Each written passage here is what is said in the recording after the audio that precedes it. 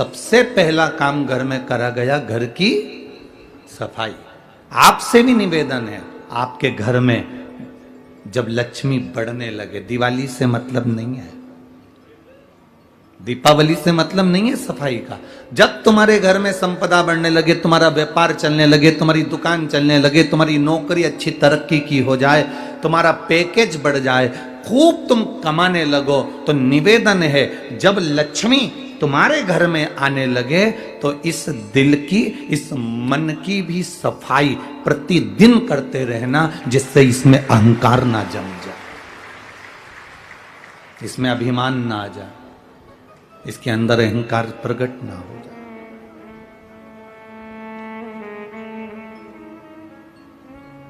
जब आप अपने दिल की सफाई कर कर रखोगे, अभिमत्ता में नहीं फूलोगे, अहंकार में नहीं फूलोगे, अहंकार में अधिक नहीं बढ़ पाओगे, तो ये निश्चित है तुम्हारे यहां लक्ष्मी टिकेगी। जिसका घर साफ हो जाता है, सफाई हो जाती है, उसके यहां लक्ष्मी थोड़ी टिकती है, रुकती है, रहती है।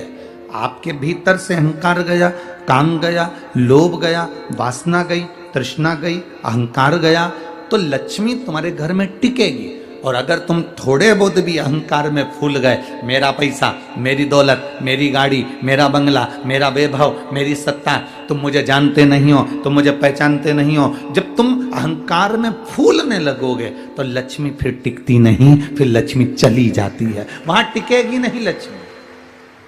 इसलिए दीपावली के पहले का सबसे पहला काम है सफाई करना। सफाई का मतलब यह नहीं है कि घर की सफाई करना, सफाई का मतलब है अपने दिल की सफाई करना, अपने मन की सफाई करना, इसके अंदर अहंकार ना रह जाए, इसके अंदर काम आसक्ति तृष्णा ना रह जाए।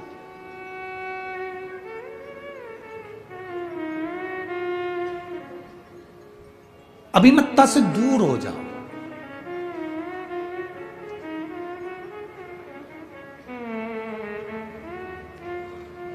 शिव महापुराण की एक बात अपनी जिंदगी में बहुत अच्छे से उतार कर रखी है, जो आपके जिंदगी में, आपके भी जीवन में और हमारे भी जीवन में काम आती है। कभी बहुत बड़े विद्वान मत बनना और बहुत बड़े ज्ञानी मत बनना।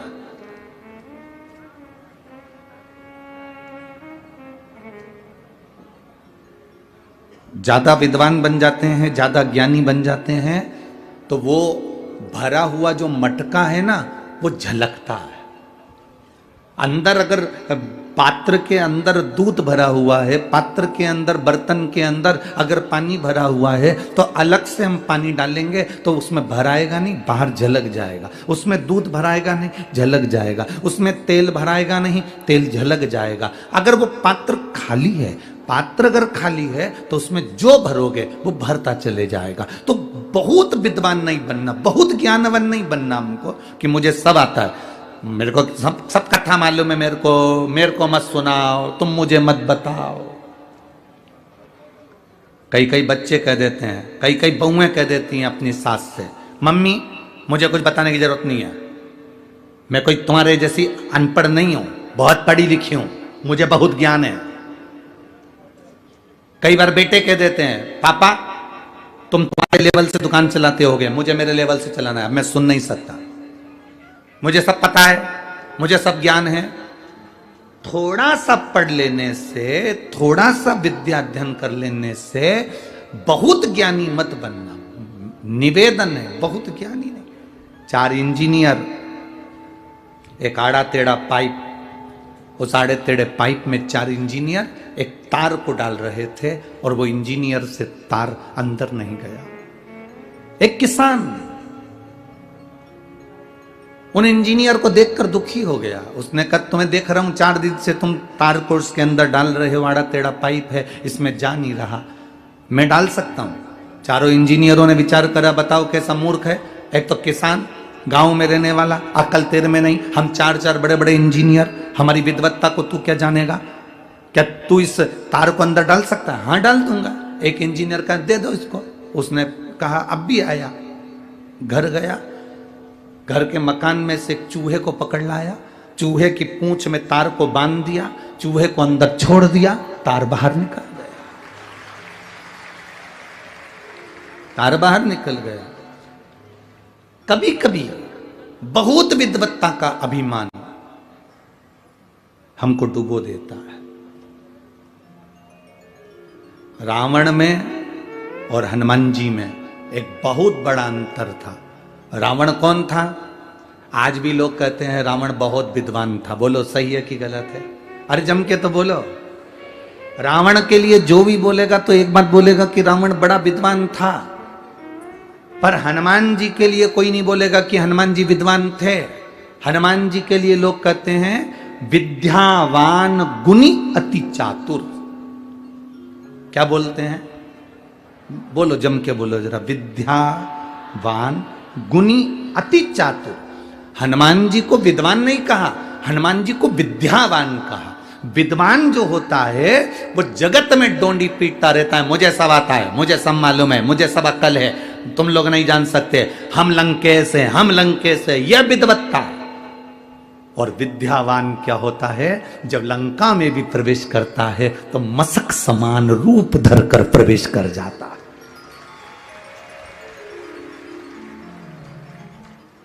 विद्वान में और विद्यावान में अंतर है। विद्वान झुकना पसंद नहीं करता, विद्वान छोटा बनना पसंद नहीं करता, और विद्यावान बहुत छोटा होकर अपना काम निकालकर आगे बढ़ता चले जाता है, वो विद्यावान होता है।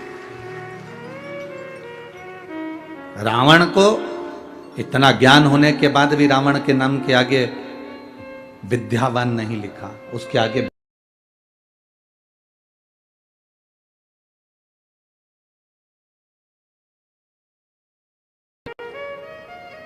पर विद्यावान संबोधन से संबोधित नहीं किया उसको। शिव महापुराण की कथा कहती है बहुत ज्ञानी नहीं बनना हमको, बहुत विद्वान नहीं बनना हमको। आपको कितना आता है ये आप अपने अंदर रखिए। आप कितने चतुर हैं ये चतुरता आपके अंदर रखिए। आप कितने विद्वान हैं ये विद्वत्ता आपके अंदर रखिए। जब शंकर जी के मंदिर में एक लोटा जल चढ़ाने के लिए जाओ तब अपनी विद्वत्ता कभी मत दिखाना। कोई जल चढ़ा रहा है, आड़ा टेढ़ा चढ़ा रहा है, शंकर जी को जल चढ़ाते समय तुम्हें नहीं कहना है कि जल ऐसे चढ़ाओ।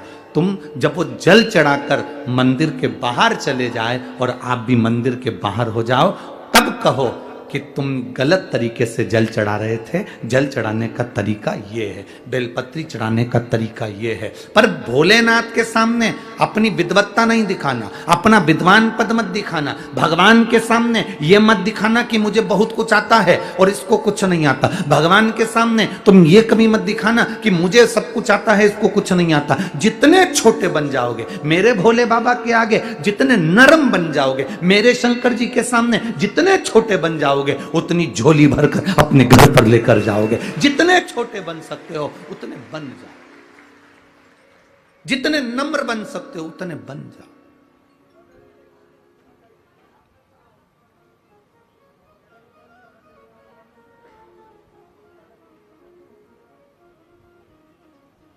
वो ब्राह्मण की बेटी, बालक ने आकर उससे लड्डू मंगा पर उसने नहीं दिया। अब उसकी नम्रता देखिए, उस बेटी की विद्या देखिए। मैं तुमको लड्डू नहीं दूंगी। क्यों नहीं दोगी? क्योंकि तुम गणेश नहीं हो।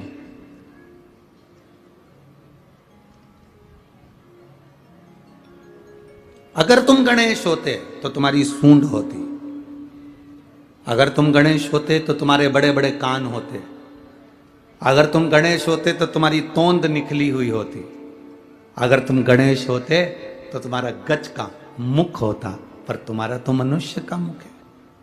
तुम तो मानव का मुख लेकर बैठे हो, तुम गणेश नहीं। गणेश जी ने कहा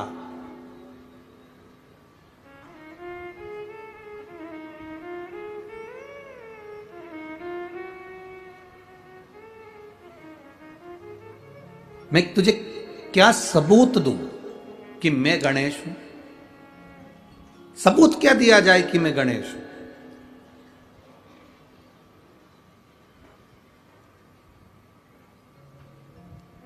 यह अनभिज्ञता है हमारी। एक छोटा सा लड़का पापा की शादी की एल्बम देख रहा था।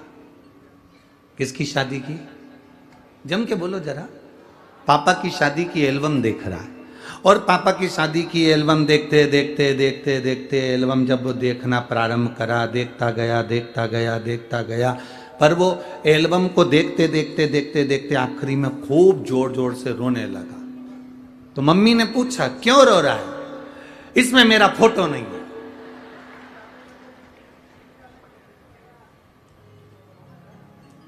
मां उसको समझाए कि तू पैदा ही नहीं हुआ था रे, इस फोटो में कहां से तू होगा।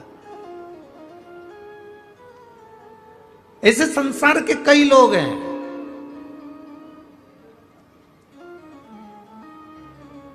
जो रामायण पढ़ते हैं पर रामायण पर विश्वास नहीं करते, महाभारत पढ़ते हैं पर महाभारत पर विश्वास नहीं करते, शिव पुराण सुनते हैं पर शिव पुराण पर विश्वास नहीं करते। जो शंकर पर, राम पर, कृष्ण पर, हमारे वेदों पर, हमारी पुराणों पर, हमारी शास्त्रों पर जो विश्वास नहीं करता, समझ लेना कि वो पापा की एल्बम देखकर जिद कर रहा है कि मैं कहां हूं इसमें। उसको ये नहीं मालूम कि क्या शास्त्र, क्या वेद, क्या पुराण।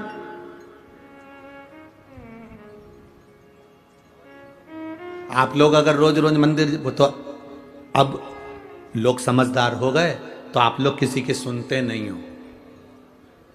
नहीं तो पहले जब शुरू शुरू में आपने शिव महापुराण की कथा सुनना चालू करी होगी और मंदिर जाना चालू करा होगा तो बहुत सारे लोग तुमको अक्ल देने वाले मिले होंगे। क्यों जाती हो, क्यों चक्कर में पड़ी हो बस सियोर वाला महाराज के, क्यों मंदिर जाती हो, क्या होगा बेलपत्र चढ़ाने से, क्या होगा फुलेरे का दर्शन करने से, क्या होगा धतूरा चढ़ाने से, क्या होगा वृक्ष की पत्ती शिव का श्रृंगार करने से। पहले लोग कहेंगे तुमको।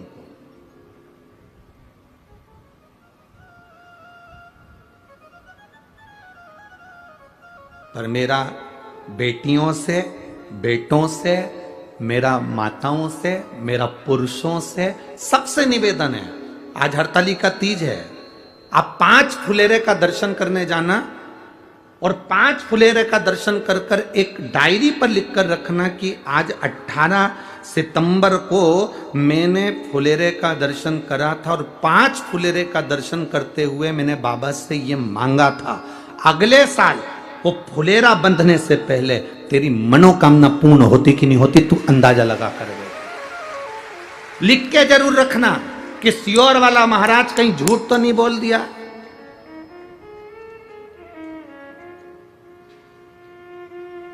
मैंने जो मांगा था वो दिया कि नहीं दिया।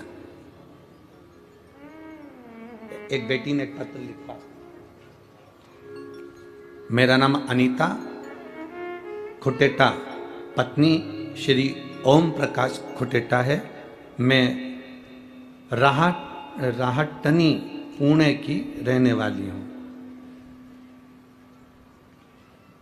पुणे की रहने वाली,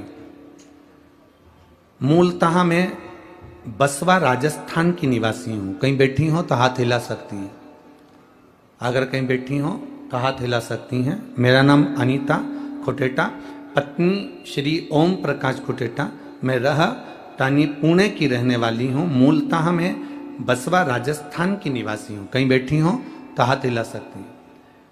शिव कृपा का मैं क्या व्याख्यान करूँ गुरुदेव?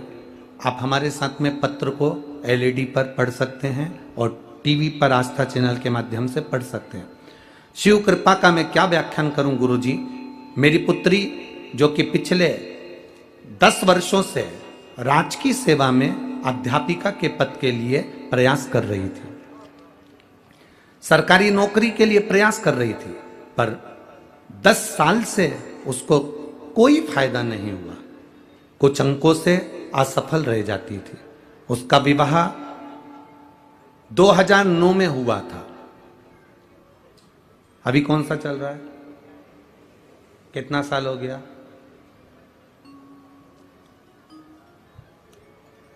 अब 2009 में उसका विवाह हुआ था। तब से 2009 से वो प्रयास करती रही कि मेरी नौकरी लग जाए, नौकरी लग जाए, नौकरी लग जाए, पर नौकरी नहीं लगी गुरुदेव। आखिरी में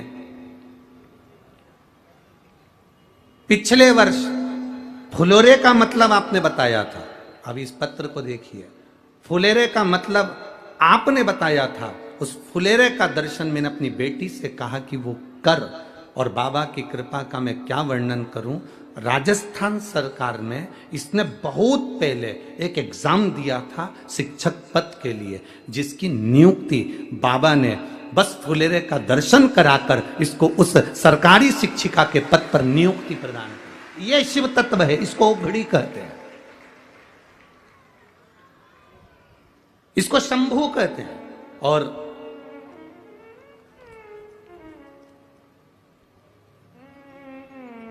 एक पत्र में उन्होंने एक और चीज लिखी है। इसी वर्ष बाबा की कृपा से 2023 में मेरे बाबा ने कृपा करी, और पिछले वर्ष फुलेरे का दर्शन कर कर बाबा ने जो सुनी है, मेरी पुत्री ने पशुपति व्रत भी करा, बाबा का गुणगान भी करा, और पुत्री को 35 वर्ष की आयु में सरकारी अध्यापक सफलता प्राप्त हुई है। ये बाबा की कृपा से प्राप्त हुई। शिव तत्व किसको कहते हैं? शंकर का गुणगान किसको कहते हैं? शंकर का गुणगान किसको कहा? आप क्या मांग रहे हैं शिव जी से, आप क्या कह रहे हैं शंकर भगवान से, ये आपके ऊपर निर्भर करता है। भोला सब दुख काटो, सब दुख काटो, शिव शंकर जपो तेरी माला, भोले बाबा जपो तेरी माला, भोला सब दुख काटो, ओ भोला सब दुख काटो। आप जाएं, हम तो बेटों से भी कहेंगे, हम पुरुषों से भी कहेंगे कि शर्म ना करें। किसी मंदिरों में अगर फुलेरा बंधा हो तो वहां जाएं, घरों में बंधा हो तो पूछकर घर के अंदर दर्शन करने जाएं। अपने दिल की बात हाथ जोड़कर बाबा से हृदय के साथ कह कर आए, बाबा आप सुनोगे मेरी बात, आप स्वीकार हो। शिव तत्व है।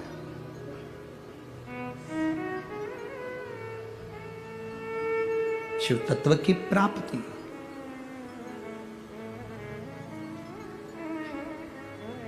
एक फुलेरा दूज का धतूरा सुना है ना कथा में?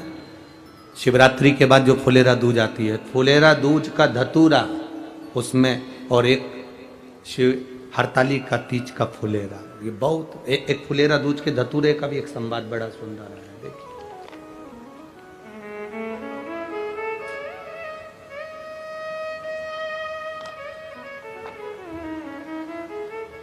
पत्र बहुत बड़ा है हो।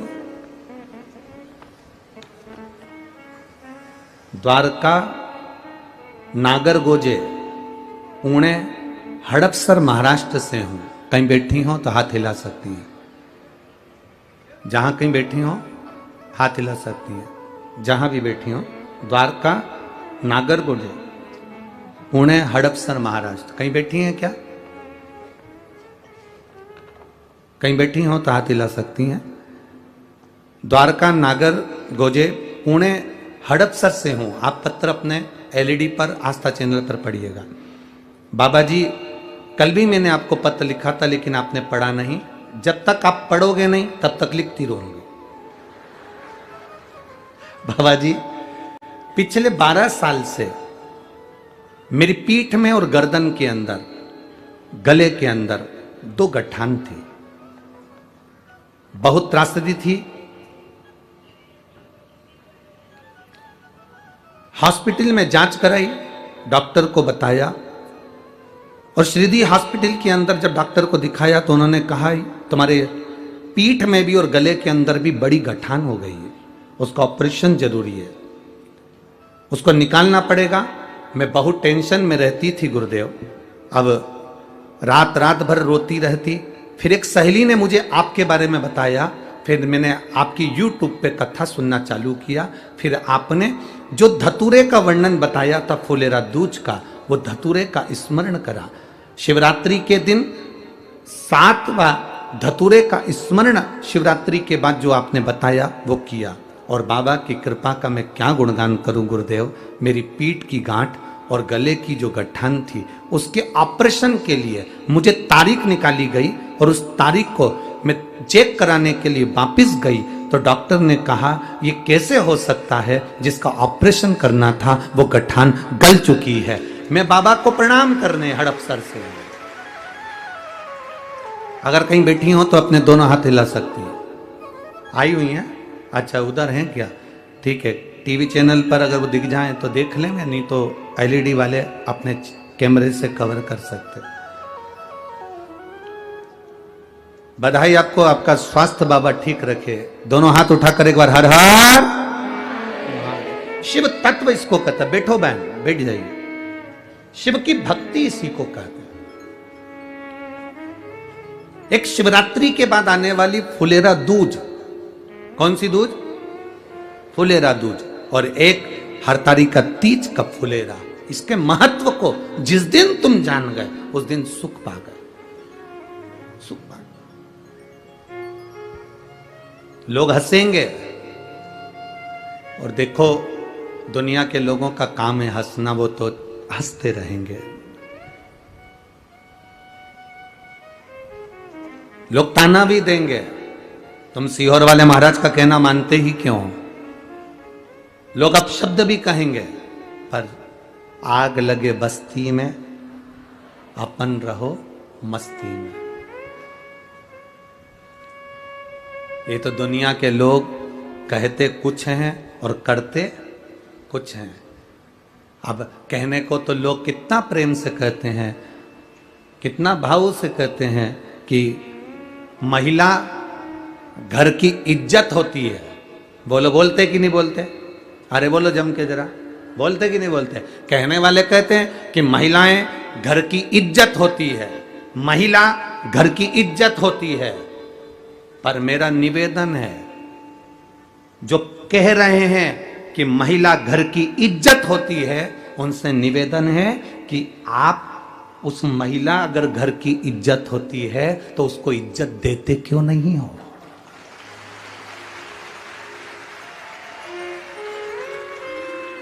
कहने में और करने में अंतर है। कहने वाला तो कह देता है कि महिलाएं घर की इज्जत होती हैं, महिलाएं घर की इज्जत होती हैं, तो तुम कह तो रहे हो, पर अपने घर की महिला को इज्जत देना सीखो, अपने घर की महिला को आदर देना सीखो। केवल कहने से नहीं होगा कि महिला घर की इज्जत होती है। महिला को जिस दिन तुम इज्जत देना चालू कर दोगे उस दिन घर की इज्जत महिला होती है, तब मान्य होगा। ये तो दुनिया के लोग कुछ भी कहते फिरेंगे, इनका इनका इनका कोई वर्णन नहीं है। कहते कुछ है, होता कुछ है, कहते कुछ है, करते कुछ है। बोलने को बोल दिया कि महिलाएं घर की इज्जत होती है, पर इज्जत दो तो। इज्जत देने से महिला इज्जतदार बनेगी। आप इज्जत दोगे? आप शब्द कहते हो, जब देखो जब 3 शब्द ऐसे बोल जाते हो, 2 मिनट के लिए घर आते हो, आड़े टेढ़े शब्द बोलकर चले जाते हो, ताने देकर चले जाते हो, आप शब्द कहकर चले जाते हो, उसको पांव की ठोकर के बराबर मानते हो, उसको धूल के बराबर मानते हो, और वो एक तरफ कहते हो कि महिला घर की इज्जत होती है। उसको इज्जत देना चालू करो, उसको सम्मान देना चालू करो।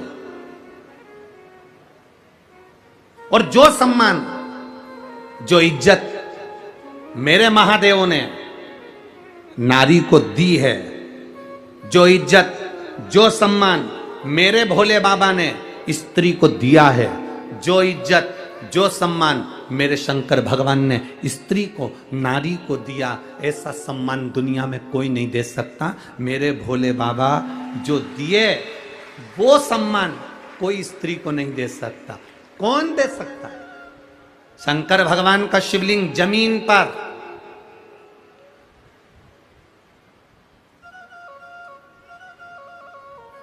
शंकर भगवान का शिवलिंग जमीन पर, पार्वती जी जमीन पर हैं क्या? जम के बोलो जरा। नहीं, पार्वती जी को थोड़े ऊंचे स्थान पर शंकर जी ने विराजमान करा। 12 ज्योतिर्लिंग का दर्शन करने जाना, शिव मंदिर में दर्शन करने जाना, शंकर भगवान बिल्कुल जमीन पर शिवलिंग रखा हुआ है और पार्वती जी थोड़े ऊंचे स्थान पर बैठी हुई हैं, थोड़े ऊंचे स्थान पर बैठी।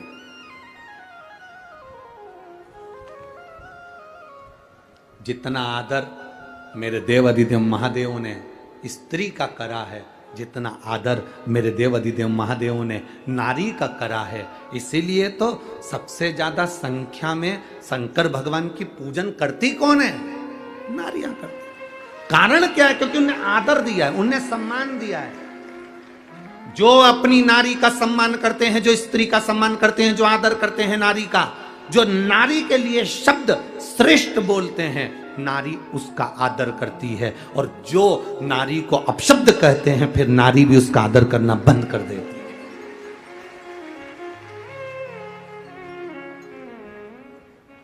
कई लोग हमसे भी कहते हैं तुम्हारी कथा में सबसे ज्यादा स्त्रियां जाती हैं, सबसे ज्यादा महिलाएं जाती हैं। गुरुजी तुम्हारी कथा में सबसे ज्यादा स्त्रियां पहुंचती हैं। हम उनसे क्या कहें? क्योंकि शंकर भगवान की कथा है और देवाधिदेव महादेव ने पार्वती जी को ऊंचे स्थान पर बिठाया। ब्रह्मा जी ने ब्रह्मा जी ने अपनी पत्नी को बराबरी में बिठाया। भगवान नारायण ने लक्ष्मी जी को बराबरी में बिठाया, चरणों में बिठाया। इंद्र ने अपनी पत्नी को बराबरी में बिठाया। पर केवल 33 कोटि देवी देवता में एक देवाधिदेव महादेव ऐसे हैं जिन्होंने पार्वती को ऊंचा बिठाया और खुद नीचे आकर बैठ गए। स्त्री का आदर करिए, नारी घर की इज्जत होती है, तो मेरा निवेदन है उस नारी की इज्जत करना प्रारंभ करिए। करो आप इज्जत। आप इज्जत करोगे, आदर करोगे, सम्मान करोगे। और देखो कई लोग कहते हैं गुरुजी आप जानते नहीं हो मेरी पत्नी को। आप तो कह देते हो व्यासपीठ से, पर आप मेरी पत्नी को नहीं जानते।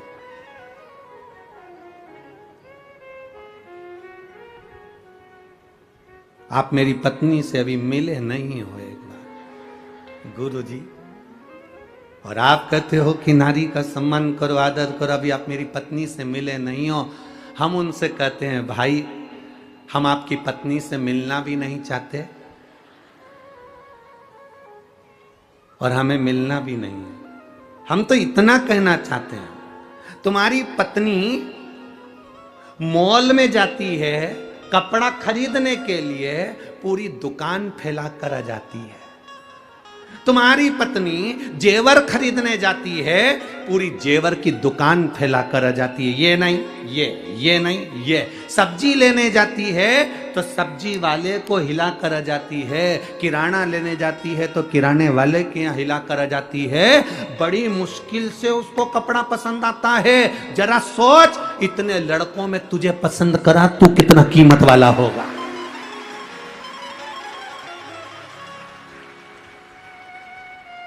और तू कह रहा है कि मेरी पत्नी से भी मिले नहीं हो। अरे तेरे जैसे हीरे को देख लिया बहुत।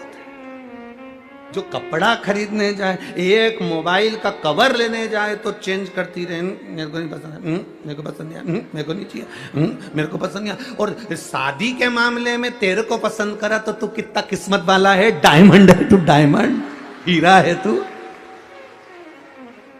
और कह रहा है कि तुम मेरी पत्नी से मिले नहीं हो। क्या करूं मिलके? है क्या करना मिलके? अब तुझे देख लिया ना, बस उसकी पसंद इतनी अच्छी है, उससे समझ में आ गया कि कितनी अच्छी है, बस बहुत है। और कि तुम मिले नहीं हो, तुम तो कह देते हो नारी का सम्मान करो, आदर करो, शंकर भगवान पार्वती जी का करे। करना चाहिए, करो।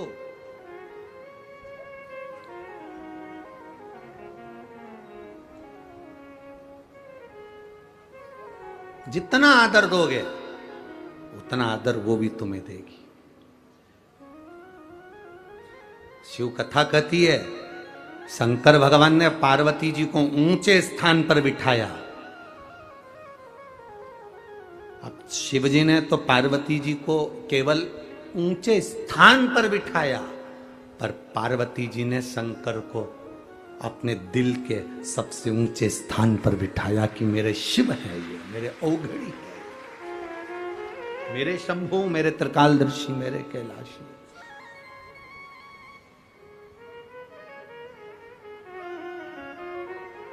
आप आदर ही करना नहीं जानते तो फिर क्या आदर होगा? किसी को फूल दीजिए तो आपको भी फूल देगा। यहां पर लोग माला लेकर आते हैं तो उन्हीं की माला हम उनको ही दे देते हैं। बोलो सही है कि गलत है? कोई अगर सामान लाया है तो उसका उसको समर्पित है, ले जाओ।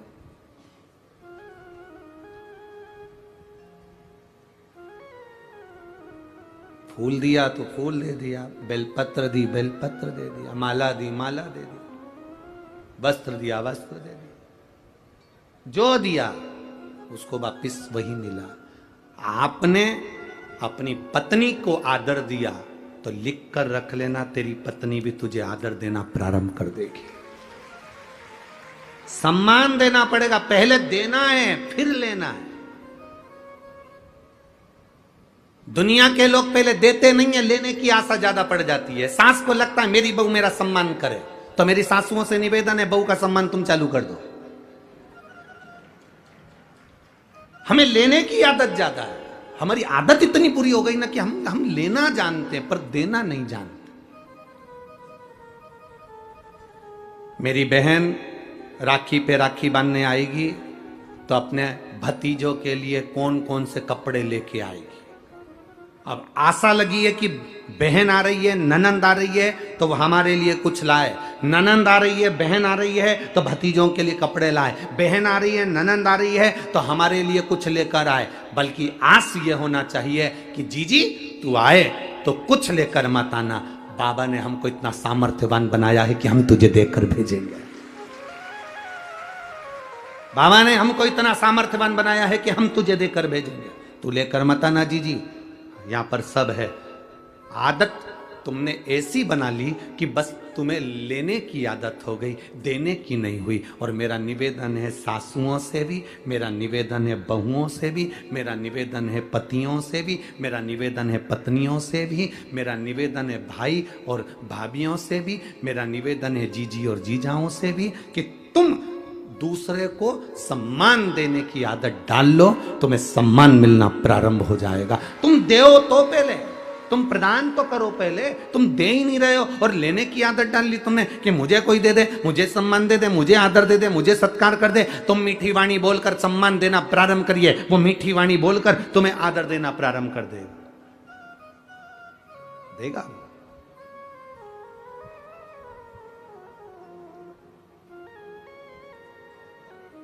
हमारे यहां महाराष्ट्र में लिखा रहता है जगह जगह पर अतिथि देवो, बोलो बोलो जम के जरा बोलो, अतिथि देवो भव।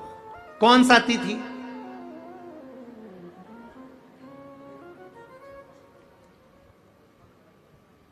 नहीं यहाँ लिखा था, हम तो देखो इतना तो हमको याद माद रहता नहीं है। वो तो यहाँ गाड़ी में से आते हैं तो वो हमारा वो पायलट है ना गाड़ी वाला, वो धीरे आराम से चलाते चलाते ले आता है बढ़िया प्रेम से। और कहीं कहीं पढ़ने में अगर आ जाता है तो हम उससे पूछते भी रहते हैं, हम उससे बात भी करते रहते हैं, ऐसा नहीं कि नहीं करते।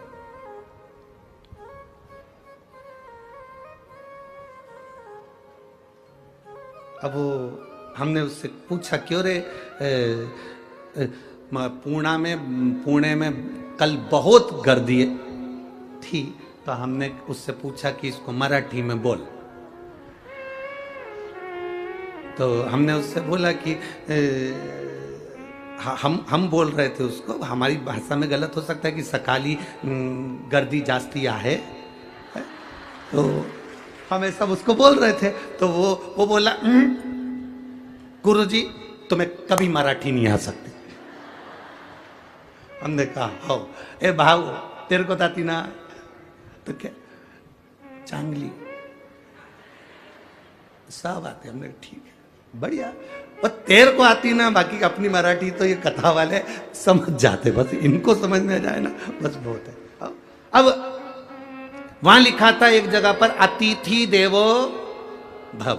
अतिथि कौन? कौन सा अतिथि? दो तरह के अतिथि होते हैं, दो तरह के मेहमान होते हैं। एक मेहमान वो होता है जो मन देखकर आता है, और दूसरा मेहमान वो होता है जो तुम्हारा मकान देखकर आता है।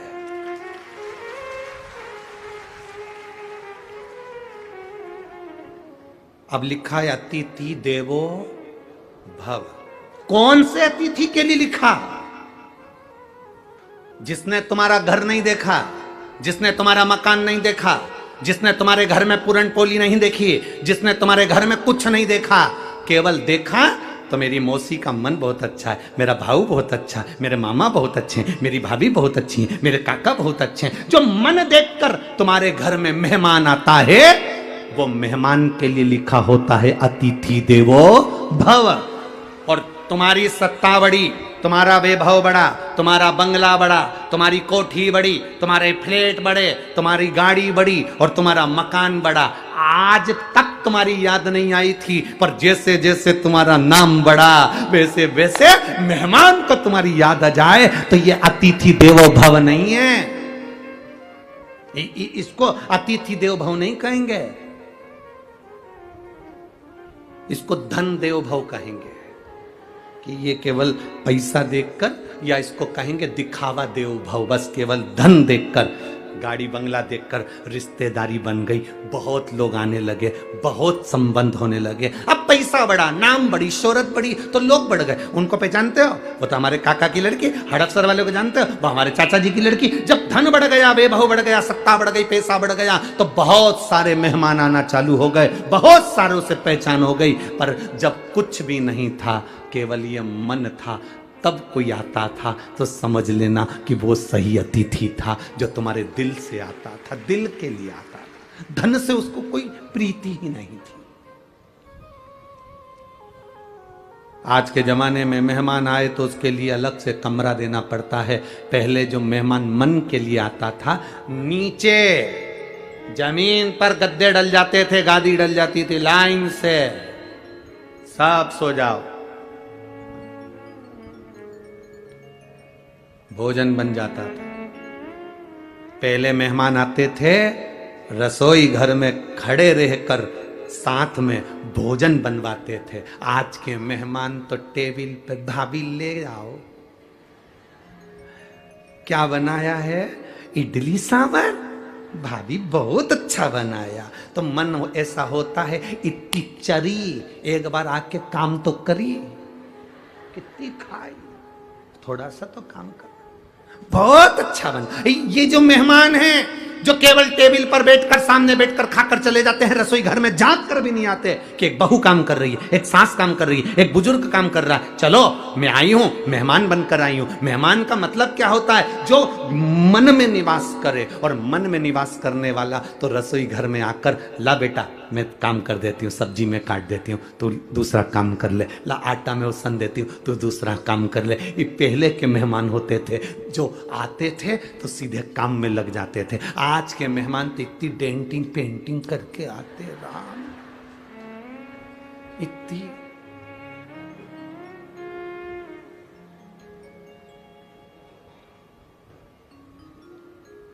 इनको तो हंसने की भी फुर्सत नहीं रहती। ज्यादा हंस दें तो दांत में लिपस्टिक चिपक जाए, तो हंस भी नहीं सकते। अब इन मेहमान से क्या असर रखोगे? अब कह रहे अतिथि देवो भव, तो जहां कहीं भी लिखा हो अतिथि देवो भव, तो समझ लेना ये मन वाले के लिए लिखा है, मकान वालों के लिए नहीं। जो मकान देख कर आते हैं वो मेहमान नहीं हो सकते, जो मन देख कर आया वो मेहमान है। वो हमारे लिए अतिथि परमात्मा के तुल्य है, देव के तुल्य है।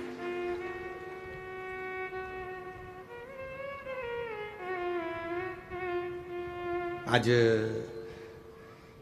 कल की बात है, आज की बात है। शंकर भाऊ के भैया आए थे, विजय भाऊ, तो उनके साथ में कुछ लोग आए थे, तो वो बाहर बैठकर बात कर रहे थे कि कथा में इतने अच्छे लोग आए हुए हैं, इतने सात्विक लोग आए हुए हैं कि कथा भी सुनते हैं, भजन भी करते हैं, रात भर इनके कीर्तन भजन ढोलक पेटी पर चलते रहते हैं और लोग नाचते आनंद करते रहते हैं।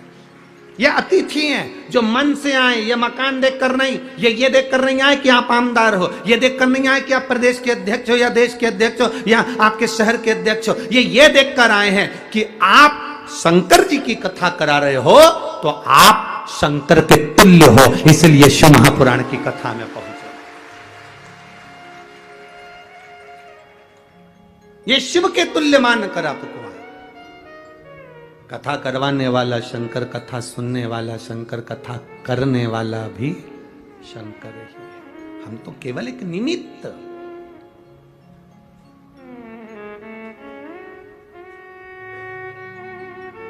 और शंकर भाऊ जगताप जी, अश्विनी ताई को और विजय भाऊ जगताप जी को मैं धन्यवाद दूंगा कि पानी भी खूब आया, रोज कथा के समय जलवृष्टि भी होती है, रोज व्यवस्थाएं भी डामाडोल, क्योंकि पानी आता है तो थोड़ा सा तकलीफें तो होती है।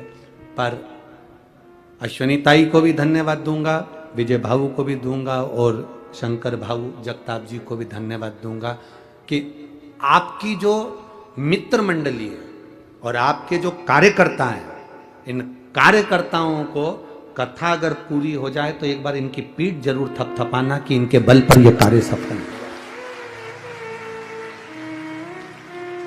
और मैं धन्यवाद दूंगा यहाँ के कलेक्टर महोदय, SP, SDM, DSP, TI, commissioner, police प्रशासन को और यहाँ के कलेक्टर, एसपी, डीएसपी आदि जो पदाधिकारी गण हैं उनको, और जितने कांस्टेबल यहाँ लगे हुए हैं और जितने पुलिस कर्मी यहाँ लगे हैं और डॉक्टर कर्मी यहाँ लगे हैं, उनको साधुवाद दूंगा जो पानी को पानी नहीं देख रहे और रोडों पर खड़े होकर ट्रैफिक व्यवस्था और सारी व्यवस्था में लगे। धन्यवाद। क्योंकि ये कथा साधारण नहीं, पुणे नगर की, कल हम अखबार में देख रहे थे, पुणे नगर के इतिहास की पहली कथा है जिसमें इतने लाखों भक्त एक साथ बैठकर कथा को श्रवण कर रहे हैं। रोड भरी पड़ी हुई है, यह पुणे नगर की पहली कथा। एक भक्ति का, विश्वास का बल आपके भीतर हो, आए आपके भरोसे, अतिथि देवो भव हो जाए। महाराज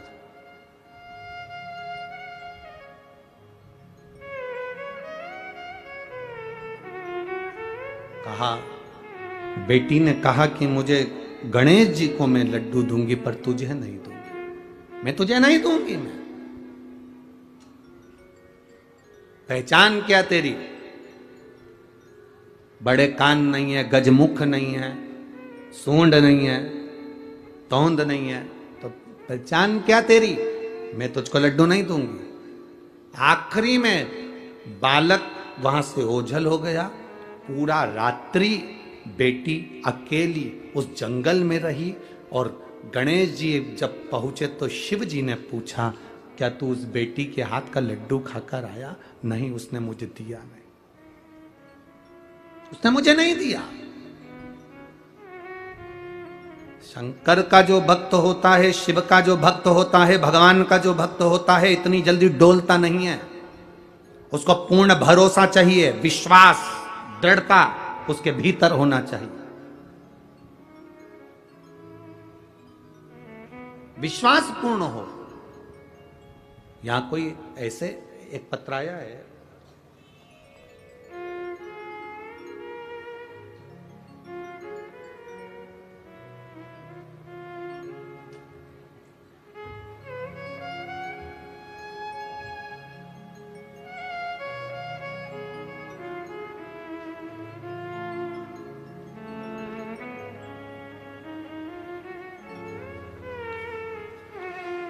मेरा नाम स्वप्नजा अमोल कुसकर है। मैं पुणे लोह गांव से हूँ। कहीं बैठी हो तो हाथ हिला सकती हैं, अगर कहीं बैठी हो तो हाथ हिला सकती हैं। मैं पुणे लोह गांव से हूँ। गुरुदेव, शादी के कई साल हुए, संतान का सुख नहीं हो पा रहा था।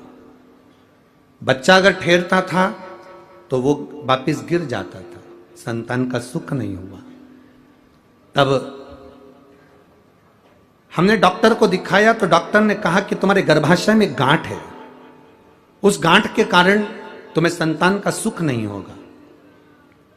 कहीं बैठी हो तो हाथ हिला सकती हैं आप ही हैं। बच्चा आया है साथ में, गोदी में ले लो उसको।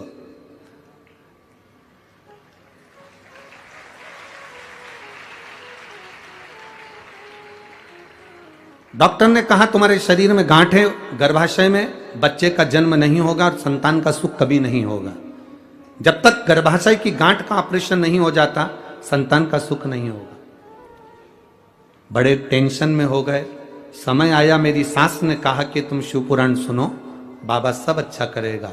और मेरा गर्भ भी ठहरा गुरुदेव, शरीर में गांठ भी रही। डॉक्टर कहते रहे कि ये गांठ के कारण तुम्हारे यहाँ संतान नहीं होगी, पर मेरे बाबा ने मुझ पर कृपा करी और वो गांठ होने के बाद भी मेरे शिव जी ने मेरे गर्भाशय से एक बेटे को जन्म दिया।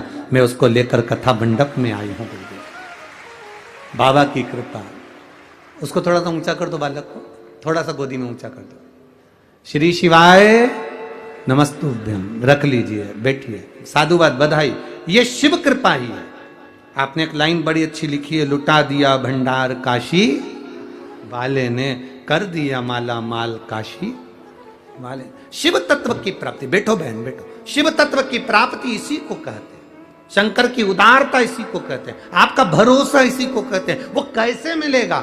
आपने आपकी सासू की बात पर विश्वास करा और शिव महापुराण की कथा को टीवी पर सुना, टीवी पर सुनकर विश्वास कर कर फिर गर्भधारण हुआ, तो ये भरोसा हो गया कि अब देगा तो मेरा महादेव देगा, दूसरा कोई नहीं दे सकता। ये विश्वास दृढ़ हो गया, पक्का हो गया। और विश्वास ही तो दृढ़ करना है, भरोसा ही तो पक्का करना है। हमारा विश्वास ही पक्का नहीं हो, हमारा भरोसा ही पक्का नहीं हो, तो हम कैसे भगवत पद को प्राप्त कर सकते हैं? यहां कई लोग आए होंगे, उनका विश्वास पक्का होना चाहिए। मैं कथा सुनने गई हूं, मैंने 7 दिन की शिव महापुराण की कथा, अष्टविनायक शिव महापुराण की कथा पुणे नगर में सांगवी में सुनी है। शंकर भाऊ उस कथा को कराए हैं, मैंने सुना उस कथा को, और मेरा विश्वास कहता है अगली कथा कहीं पर भी होगी तो मेरा पत्र जरूर पहुंचेगा, ये निश्चित है। ये विश्वास के बल पर पहुंचता है। भरोसा होगा तो परमात्मा मिलेगा, भरोसा ही नहीं होगा तो परमात्मा कैसे मिलेगा? खाली ना जाता कोई दर से तुम्हारे, खाली ना जाता कोई दर से तुम्हारे, मैं भी खड़ी हूँ नन्ही बाहें पसारे, अपने हृदय लगा लो, गिरा जा रहा हूँ, उठा लो, भोले अपने दर से अब तो न टालो, गिरी जा रही हूँ, उठा करो विनती, वो खाली नहीं भेजता।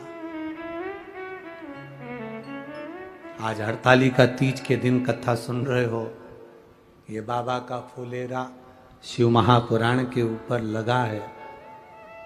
आप उस फुलेरे की छत्र छाया में बैठे हो, कुछ ना कुछ तो बाबा देकर भेजेगा, खाली कैसे भेज सकता है?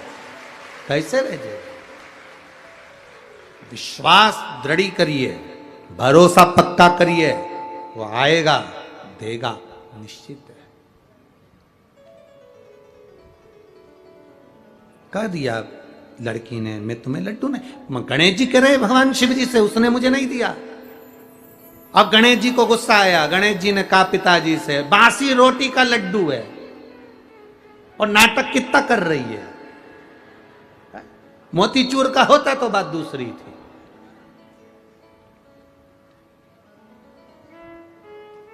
शंकर भगवान ने पार्वती जी को इशारा कर दिया, आज इसको एक भी लड्डू मत देना। आज गणेश जी को लड्डू नहीं मिलना।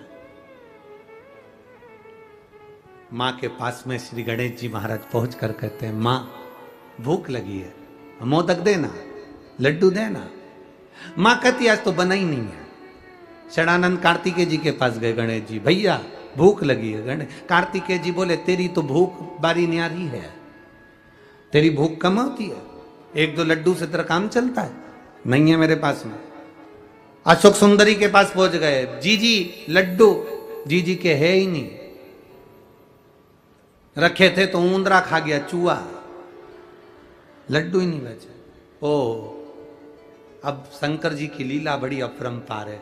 शिव जी ने बड़ी भारी कृपा करी, गणेश जी को भूख लगी, और जब भूख लगती है तो चाहे सास हो, चाहे बहू हो, चाहे तुम रोज पिज्जा खाओ, चाहे बर्गर खाओ, चाहे चाउमीन खाओ, जब भूख लगती है तो बासी रोटी भी निपटा जाते हो। भूख लगने पर है, भूख लगी तो बासी रोटी। अब गणेश जी को याद आया, रात्रि का समय, मध्य रात्रि हो रही है, लड़की बेटी गणेश को पुकार रही है, मेरा गणेश आएगा, 2 लड्डू उसका, आधा पानी उसका, आधा लड्डू मेरा और आधा पानी मेरा। बस गणेश जी को याद आ गया, इतनी रात्रि को मंदिर भी बंद पड़े, कौन भोग लगाएगा, क्या करूं। एक ही बेटी है जो आधी रात को भी मुझे बुला रही है, आधी रात को।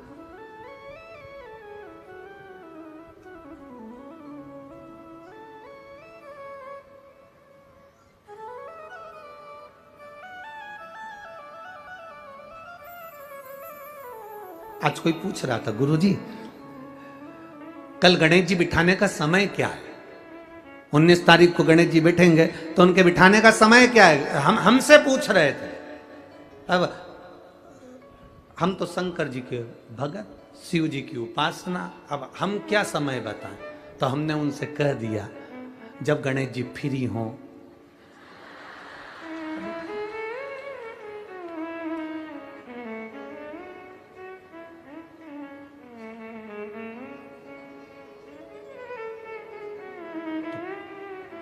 तो उन्होंने पूछा गणेश जी फ्री कब रहते हैं?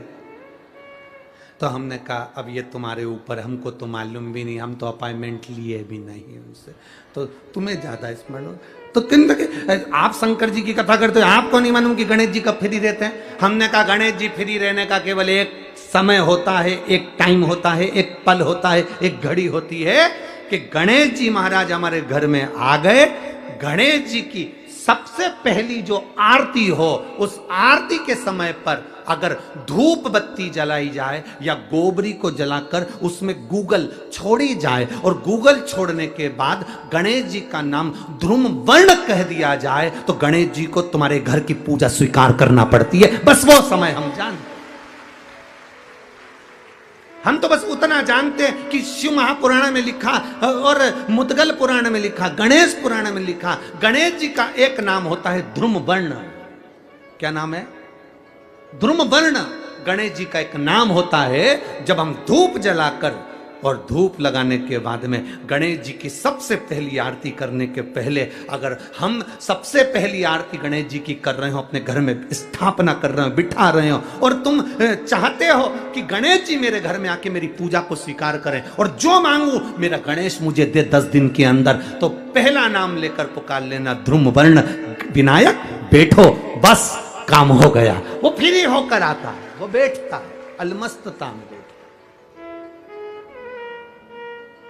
अब वो हमसे पूछे समय क्या है? हमने कहा देखो हमको तो मालूम नहीं, बस इतना जरूर जानते हैं कि ध्रुम वर्ण नाम के मेरे विनायक, जो जिनके शरीर से भक्तों के ताप मिटाने के लिए अग्नि तेज निकलता रहता है, जिनके शरीर से धुएं की भांति अग्नि प्रकट होती रहती है।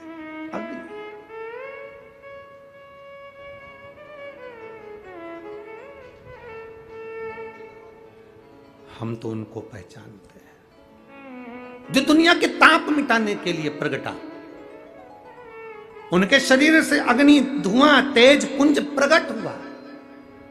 वो ध्रुम वर्ण विनायक साधारण, उसका केवल नाम उच्चारण कर कर भी अगर विराजित किया जाए, वो आया स्वीकार करेगा।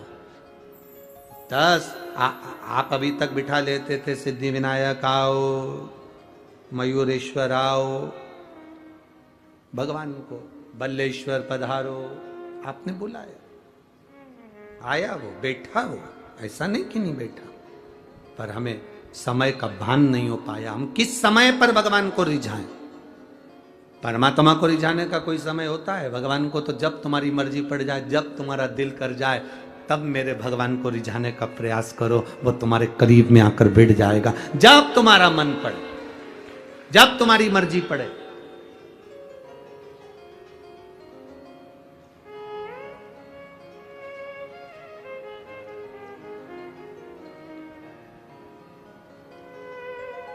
शिव महापुराण की कथा कहती है,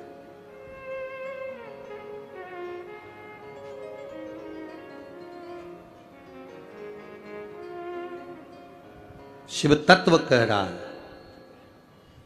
एक बार ब्रह्मा जी ने भगवान विष्णु से पूछ लिया था, ब्रह्मा जी ने भगवान नारायण से पूछा, भगवान विष्णु से पूछा कि इस ब्रह्मांड में जितना आदर किसी का नहीं होता, उतना आदर महादेव का होता है। और महादेव तो स्वयं मौन रहकर रहते हैं, समाधि में तप साधना में डूबे रहते हैं, इसके बाद भी लोग उनका इतना आदर क्यों करते, इतना सम्मान क्यों करते? ब्रह्मा जी कहते हैं हम इतना देते हैं, भगवान नारायण इतना देते हैं, इंद्र इतना देते, वो इतना देते, वो इतना देते। शंकर भगवान कुछ नहीं देते। शिव जी तो केवल समय समय पर प्रदान करते हैं, इसके बाद भी उनका इतना आदर क्यों है? जो शंकर जी की शिव पुराण कहती है, वही हम आपसे भी कहना चाहेंगे, और वही इस पूरे देश राष्ट्र के हर एक नेता से कहना चाहेंगे। फ्री में अनाज दो मत दो, फ्री में कपड़ा दो मत दो, फ्री में आप सामान दो मत दो, पर राष्ट्र में 2 चीजें फ्री होना चाहिए जो मेरे महादेव ने दी है, एक दवाई, दूसरी पढ़ाई, ये फ्री होना चाहिए।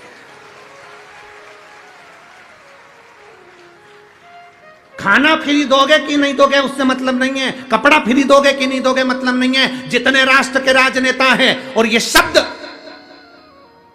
पुणे की इस धरा से केंद्र तक पहुंचना चाहिए कि खाना फ्री मिले चाहे ना मिले, कपड़ा फ्री मिले चाहे ना मिले, पर दवाई और पढ़ाई ये तो फ्री होना चाहिए। कई लोग तड़प तड़प कर मर जाते हैं और उनको अच्छा हॉस्पिटल और उनको अच्छी दवा नहीं मिल पाती है। गरीब बड़ा तड़पता रहता है। कई लोग पढ़ने की आस लेकर बड़े बड़े शहर में जाते हैं, पर अच्छा कॉलेज, अच्छा स्कूल नहीं मिल पाता क्योंकि पैसा नहीं होता।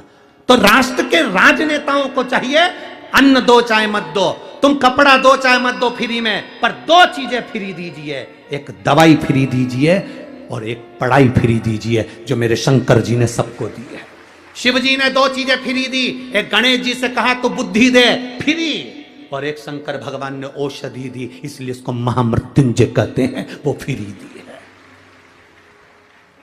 निःशुल्क होना चाहिए दवाई और पढ़ाई।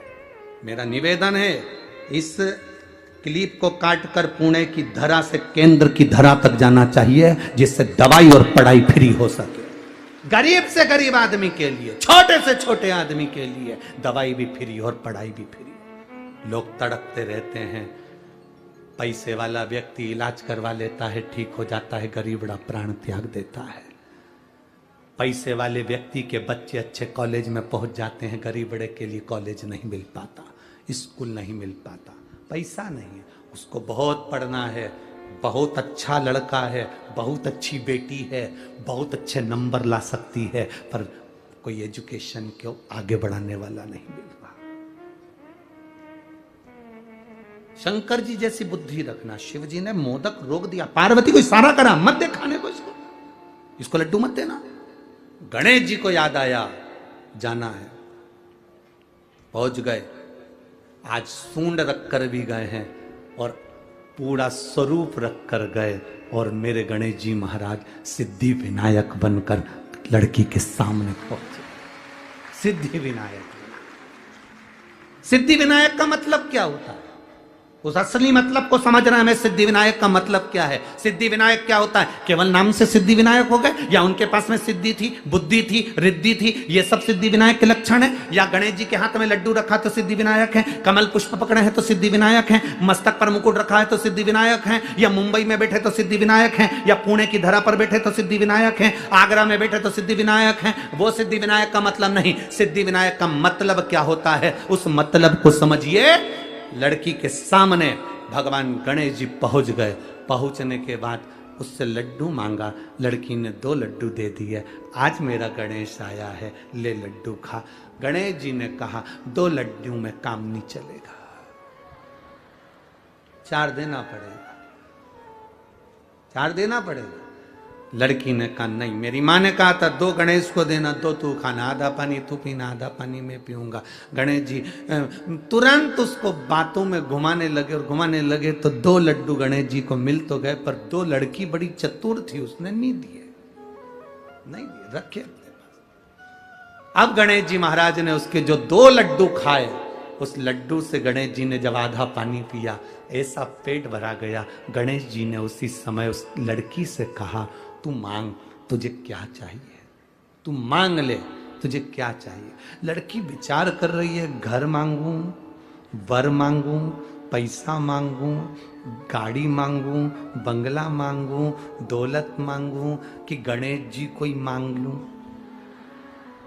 लड़की विचार कर रही है। विचार करते करते करते करते ब्रह्म मुहूर्त हो गया, सुबह हो गई। गणेश जी ने उस लड़की से कहा तू मांगेगी नहीं? तो गणेश जी ने जब कहा तू मांगेगी नहीं, तो लड़की कहती है मैं विचार तो करूं ना, पहले मांगूंगी क्या, पहले विचार तो करूं। इतनी देर में गणेश जी ने कह दिया तू मेरे सामने बैठकर विचार कर रही है, जो तूने विचार करा, जो जो तेरे मन में आया, सब तुझे प्रदान किया, सब। इसको कहते हैं सिद्धि विनायक। सिद्धि विनायक का मतलब क्या होता है? सिद्धि विनायक मंदिर की सीढ़ी पर जब चढ़ो, अंदर प्रवेश करो, फालतू की बात बंद हो जाना चाहिए। तुम्हें गणेश जी के सामने, सिद्धि विनायक के सामने जाकर ये भी नहीं कहना कि साहब मेरा ये काम कर दो। सिद्धि विनायक के सामने जाकर ये नहीं कहना कि मेरा ये काम कर दो। सिद्धि विनायक की सीढ़ी पर चढ़ो, अंदर मंदिर में प्रवेश करो। तुम जो सोचते जाओगे, बस सोचते सोचते तुमने 2 लड्डू बाबा को समर्पित कर दिए विनायक को, समझ लो तुम्हारा काम जो मांगा वो मिल गया। 2 लड्डू में पूर्ति है सिद्धि। बहुत होड़ लगती है साहब, बहुत होड़ लगती है। आज गणेश जी के मंदिर में 1.25 कुंटल लड्डू का भोग लगेगा। कितने कुंटल? जम के बोलो जरा। 1.25 कुंटल मोदक का भोग। आज गणेश जी के मंदिर में 1.25 कुंटल लड्डू का भोग। माइक पे चिल्लाया जाता है 1.25 कुंटल लड्डू का भोग लगेगा। गणेश जी को भोग लगेगा 1.25 कुंटल लड्डू का। वहां से जितने लोग निकल रहे हैं, गरीब बड़े के बच्चे भी निकल रहे हैं। वो गरीब के बच्चे सोच कर बैठे हैं रात को 9 बजे बटेंगे, उसके मुंह में राल आ रही है, वो तैयारी कर कर बैठा है। गणेश जी कह रहे हैं तुमने बोलकर उसको तड़फन दे दी और बाद में मुझे भोग लगाओ, तो ये लड्डू मैं स्वीकार कैसे करूं, इसको पाऊं कैसे मैं? 1.25 कुंटल लड्डू का भोग लगाना है, तुम्हें चिल्लाकर बोलने की जरूरत नहीं है। 1.25 कुंटल लड्डू का भोग लगाना है, तुम्हें बोलने की जरूरत नहीं। तुम आओ 1.25 कुंटल लड्डू का भोग लगाओ और बांटो सबको, मना नहीं। पर चिल्ला चिल्ला के सुबह से कान भर दिया, सुबह से चिल्ला रहे हैं आज 1.25 कुंटल खिचड़ी का भोग लगेगा, आज 1.25 कुंटल लड्डू का भोग लगेगा, आज भगवान को भोग लगेगा, आज भगवान को भोग लगेगा। जितने लोग जा रहे हैं सब गरीबड़ा अमीरड़ा, अमीर को कोई फर्क नहीं, पर गरीबड़ा मध्यम वर्गीय व्यक्ति को, उसके घर के बच्चों को लगता है शाम को जल्दी से आरती हो जाएगी ना, मेरे को लड्डू मिलेंगे, मेरे को लड्डू मिलेंगे, मेरे को लड्डू मिलेंगे। घर में जो माँ होती है ना, दिवाली पर गुजिया पपड़िया बनाती है, मठरी बनाती है, चकली बनाती है, अनरसे बनाती है। घर की माँ जब बनाती है तो छोटे छोटे बच्चे होते हैं ना, वो कहते हैं माँ दे देना। माँ कहती नहीं, अभी दिवाली की पूजन होगी तब दूंगी, अभी नहीं, अभी पूजन हो जाएगी तब दूंगी। माँ देना, अभी पूजन हो जाएगी तब दूंगी। घर का बच्चा बिलखता रहता है, रोता है, तब माँ 2 गुजिये मठरी थोड़ा अलग रख देती है और उसमें से निकाल कर अपने बच्चे को दे देती है। माँ सोचती है पूजन होती रहेगी पर बच्चा भूखा है, ले ले मेरे गणेश जी के सामने चिल्ला चिल्ला करके रह, 1.25 कुंटल लड्डू का भोग लगेगा, 1.25 कुंटल खिचड़ी का भोग लगेगा, 1.25 कुंटल ये लगेगा, 1.25 कुंटल वो लगेगा। बच्चों का हृदय मेरा गणेश किसी को देख नहीं सकता बिलखता हुआ, क्योंकि वो बुद्धि का देवता है। वो ऐसा लड्डू, वो कहता है दिल से दो मुझे, दिखावे से मत दो मुझे दिखावे से नहीं। यहां इस पावन पंडाल में, पुणे की इस धरा पर कई लोग रात्रि में आकर भोजन बांट रहे हैं, कई लोग बिस्कुट बांट रहे हैं, कई लोग पानी की बोतल बांट रहे हैं, कई कोल्ड ड्रिंक बांट रहे हैं, कोई बिस्कुट बांट रहा है, कोई कुछ बांट रहा है, कोई कुछ भोजन बना कर ले आया, कोई हलवा बना कर ले आया। यहाँ पूरे पंडाल में प्रतिदिन, चाहे कथा के समय चाहे रात्रि के समय, लोग आकर खिला रहे हैं। वो एक बार भी अनाउंसमेंट नहीं करवाते कि हमने ये बांटा। इसीलिए भोलेनाथ 3 महीने में 4 गुना दे देता है। वो देकर जाते हैं, 4 गुना मेरा भोलेनाथ दे देता है। 10 रुपए की पानी की बोतल अगर पिलाई है तो लिख कर रखना कि 10 रुपए का तुमको 3 महीने के अंदर चौगुना कर दिया कि नहीं दिया। लिखना जरूर और सीओर में पत्र भेजना जरूर, क्योंकि हम तो इन पत्रों से जान जाते हैं कि पत्र में है क्या। उससे पहचान हो जाती है कि तुमने क्या लिखा है, क्या देता है वो तुम्हें बाद में मालूम पड़ेगा। कथा तो हो जाएगी। आज कथा का तीसरा दिन, चौथा दिन है आज कथा का। चौथा दिन हो जाएगा, कल 5वां, 6वां और 7वां। 3 दिन बाद हम भी चले जाएंगे, दूसरी जगह कथा प्रारंभ हो जाएगी। तो ये सब चलता रहता, पर उसने दिया क्या तुमको ये तुम्हें मालूम पड़े। गणेश जी ने कहा ला 2 लड्डू। 2 लड्डू लेकर गणेश जी ने पाया और इतने में गणेश जी ने कह दिया मांग ले। वो सोचती रही मैं क्या मांगू। गणेश जी कहते हैं तूने जो जो सोचा सब तेरा, सब तेरा, जो तूने मांगा है सब तेरा। लड़की चतुर थी, उसने कहा मैंने जो मांगा वो सब मेरा है, पर आखिरी में एक और चीज मांगी थी, याद है तुमको? गणेश जी बोले मालूम है मेरे को। क्या? तुम्हें।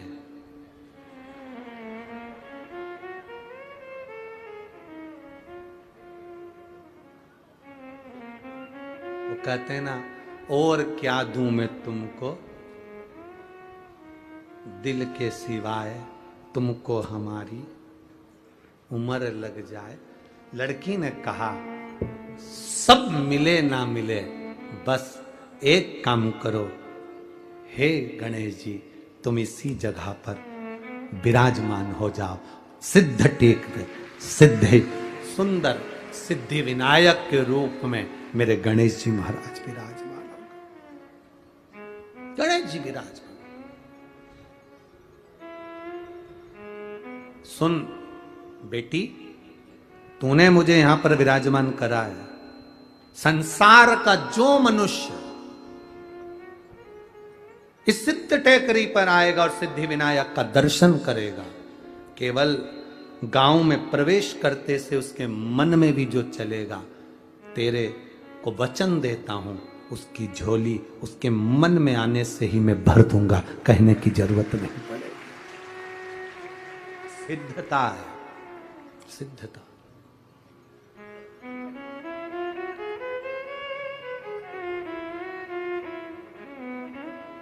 और रिद्धि सिद्धि के दाता गजानन तुम्हें सबसे पहले हमारा नमस्कार है। सबसे पहला नमस्कार। हम लोग नाम लेते हैं ना, जम के बोलते हैं सिद्धि विनायक भगवान की। हम घर में कोई काम होता है तो कहते सिद्धि विनायक को बुलाओ। हमारे घर में कोई कार्य है तो सिद्धि विनायक को बुलाओ। पत्रिका जाए तो सिद्धि विनायक को, सिद्धि विनायक का मतलब तत्व। पहली ये पत्रिका का नियम कहां से आया कि शादी में गणेश जी को पहली पत्रिका? सबसे पहली पत्रिका किसको दी जाती है? बोलो। गणेश। ये नियम कहां से आया? कहां से नियम आ गया ये कि पहली पत्रिका श्री गणेश जी महाराज को दी जाए? कोई तुमसे पूछे कि ये नियम कहां से आया?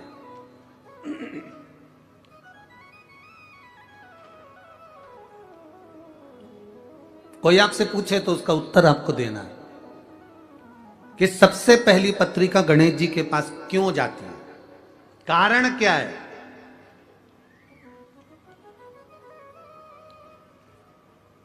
पत्रिका गणेश जी को ही क्यों दी जाती है सबसे पहले?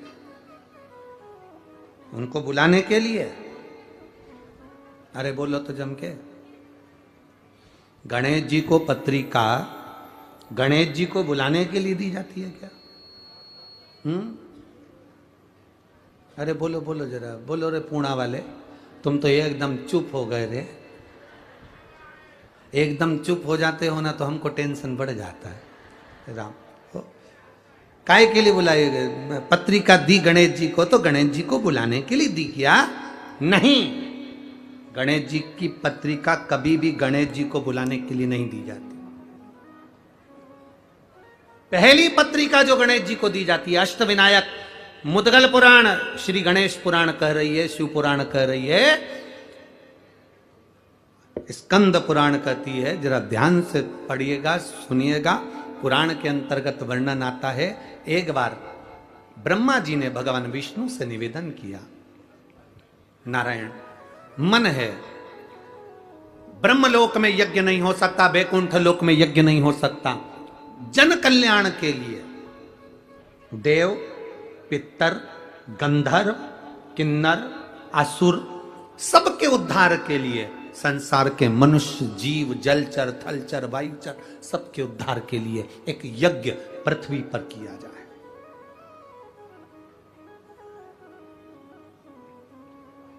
एक यज्ञ पृथ्वी पर होना चाहिए, यज्ञ करा जाए।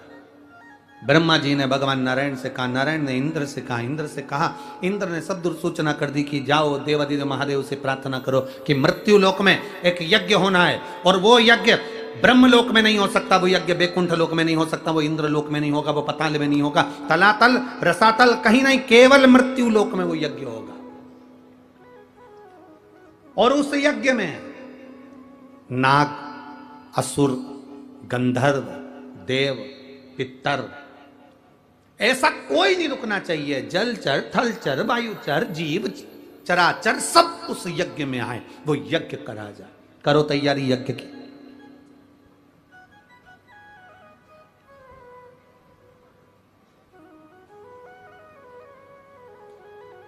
अब भगवान तो भगवान, सबके पास में देवादिदेव महादेव तो नेत्र बनकर बैठे हुए थे, सब उनके पास में जाएं तो क्या हो?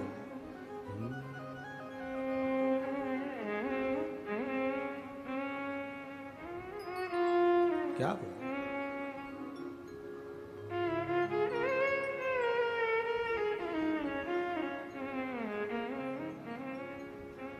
कभी फुर्सत हो तो डमरू धर, निर्धन के घर भी आजा, भोला सब दुख काटो मारा, ओ भोला सब दुख काटो मारा। वेश है मंगल मंगलकारी, वेश है मंगल मंगलकारी, शमशान वासी हमारा, शमशान वासी हमारा, ओ भोला सब दुख काटो, ओ भोला सब दुख काटो। शिव कथा कह रही है, औघड़ी कह रहा है, भगवान शंकर कह रहे हैं। देवताओं ने एकत्रित होकर सबने यज्ञ करने का विचार किया, और वो यज्ञ होना है मृत्यु लोक में, पृथ्वी पर। अब यज्ञ करने का जब विचार आया,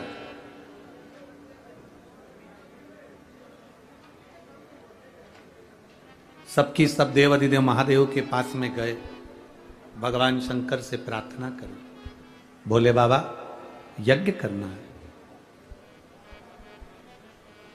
नाग, असुर, गंधर्व, किन्नर, देव, जलचर, थलचर, वायुचर, जितने चराचर जीव हैं, तलातल रसातल में रहने वाले हों, देवता हो, असुर हो, गंधर्व हो, सबके लिए यज्ञ। और ये जो यज्ञ है सबके कल्याण के लिए, सबके उद्धार के लिए। तो ये यज्ञ करना है। देवाधिदेव महादेव ने कहा करिए यज्ञ, पृथ्वी पर यज्ञ करने की मना नहीं है, भूमंडल पर यज्ञ करो। मना कहाँ है? किसने मना करा कि यज्ञ मत करो?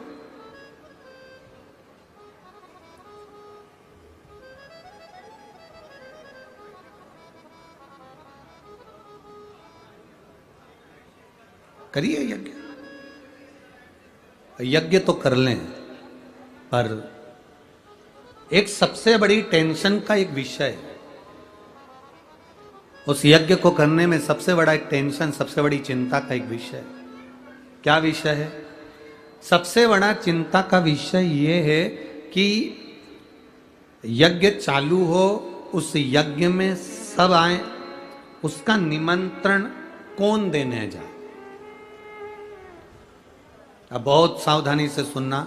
जो लोग कहते हैं कि गणेश जी को हम वो क्या बोलते हैं, पत्रिका देकर आते हैं, उनको बुलाते हैं शादी में, तो वो पत्रिका पर विशेष ध्यान दीजिएगा कि आपने पत्रिका गणेश जी को दी है, पर गणेश जी का कार्य क्या है।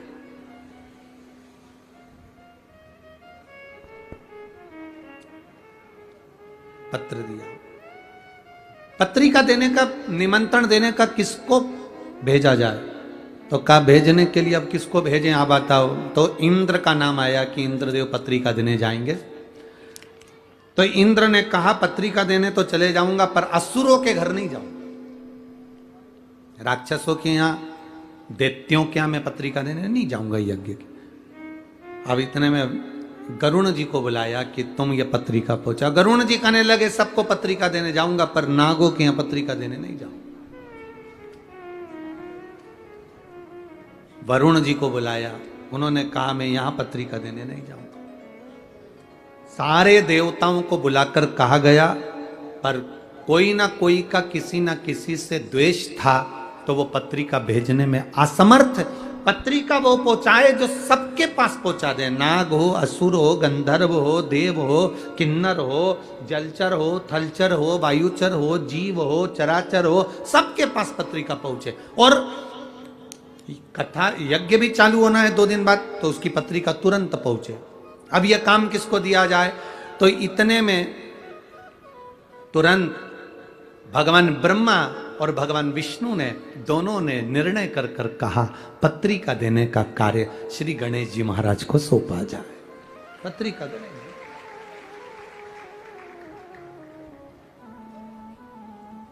अब गणेश जी के पास पत्रिका देने का काम सौंपा। गणेश जी पहुंच गए अपनी माता जी के पास, पार्वती जी के पास। जाते से उन्होंने आवाज लगाई, मां मां मां मां। इनकी आवाज सुनकर षडानंद कार्तिकेय आ गए, इनकी आवाज सुनकर अशोक सुंदरी आ गई, इनकी आवाज सुनकर जया, विशारा, सामरीवारी, दौतली और देव, 5 कन्या भी आ गई। आज गणेश जी चिल्ला क्यों रहे, क्या हो गया ऐसा? गणेश जी ने आकर आवाज लगाकर कहा, मां मुझे पत्रिका बांटने का कार्य मिला है, निमंत्रण देना है, यज्ञ है भूमंडल पर, पृथ्वी पर, इसलिए पत्रिका बांटने का काम मुझे मिला है। मां इतनी सारी जगह पत्रिका देने जाऊंगा, भूख नहीं लगे इसलिए मोदक बना दे। अब पार्वती जी बोली पत्रिका का मोदक से संबंध क्या है? लड्डू से और मोदक से संबंध क्या है? मां, पत्रिका देने जब सदूर जाऊंगा तो भूख तो लगेगी ना मां, इसलिए पहले तो मैं खा लूंगा और खाने के बाद मोदक।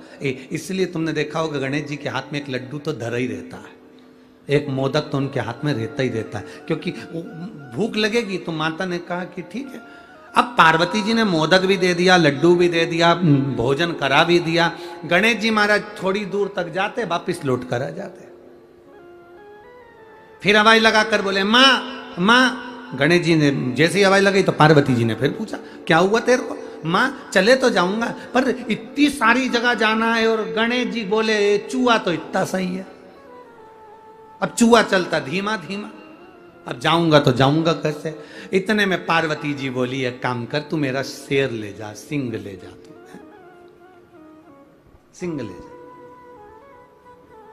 अब गणेश जी शेर लेकर चल दिए, सिंह लेकर चले। अब सिंह लेकर गए तो गणेश जी वापिस आ गए। माँ, ओ माँ। माँ बोली अभी तो गया था, अब क्या हुआ?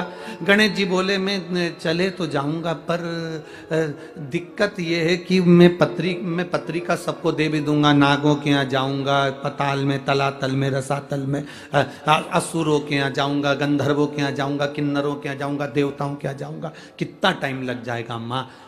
तू कुछ बताना कि मैं ये पत्रिका का करूं तो करूं क्या?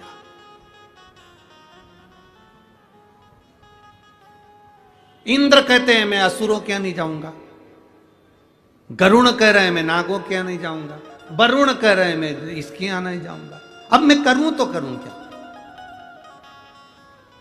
अच्छा, एक गणेश जी महाराज ऐसे हैं जिनकी सबसे बनती है, सबसे बनती है।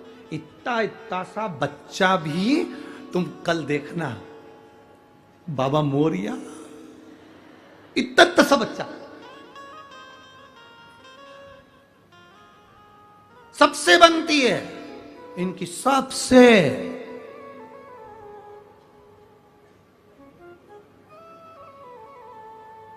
ब्राह्मण हो, क्षत्रिय हो, वैश्य हो, शूद्र हो, कोई भी हो, किसी भी जाति का, और यहां तक शास्त्र कह रहा है किसी भी धर्म का हो, वो किसी भी धर्म का हो तो भी गणेश जी से बनती है, किसी भी धर्म का हो।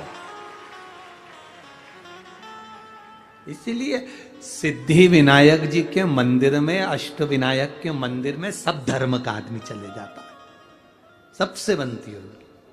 अब गणेश जी बोले मां अब मैं कैसे जाऊं? तो इतने में अशोक सुंदरी बैठी थी, आंखों में बहुत सारा काजल लगा था, छोटी थी, काजल बहुत सारा आंखों में लगा था, और बहुत सुंदर दो यहाँ पर पुष्प लगे हुए थे अशोक सुंदरी के, और बड़ी सुंदर मस्तक पर बिंदी थी, होठों पे लाली थी, आंखों में सुरमा था। और इतने में अशोक सुंदरी आके मैया पार्वती जी के गले में बैया डालकर खड़ी होकर पूछी माँ हुआ क्या? ये गणेश क्यों चिल्ला रहा है कि बेटा इसको जाना है पत्रिका बांटने के लिए और ये जा नहीं रहा, और कह रहा है कि मेरे को जाने में समय लग जाएगा, किसके यहाँ जाऊं किसके यहाँ नहीं जाऊं, असुरों के यहाँ जाऊंगी और वो पकड़ के बिठा लिए तो जाऊं कहां पर, मैं किसके यहाँ जाऊं? इतने में अशोक सुंदरी ने मैया के कानों में कहा मैया गणेश भैया से कह दो सारी पत्रिका एक ही जगह पे रख दो। कहां पे? तो के शंकर जी के चरणों में रख दो। पिताजी के चरणों में अगर पत्रिका पहुंच गई तो नाग हो, असुर हो, गंधर्व हो, किन्नर हो, राक्षस हो, देवता हो, सब 33 कोटि देवी देवता वहीं पर है। कथा में कहा था, जहां पर कथा में वर्णन करा था, ये शिवलिंग का जलाधारी, ये पार्वती जी, अशोक सुंदरी, षडानंद कार्तिकेय, गणेश, शंकर जी के ऊपर जलाधारी, जया, विषहरा, श्यामलवरी, देव, दौतली, ये सब कन्या, जहां से पानी बहकर जाता वहां 33 कोटि देवी देवता सब वहीं पर।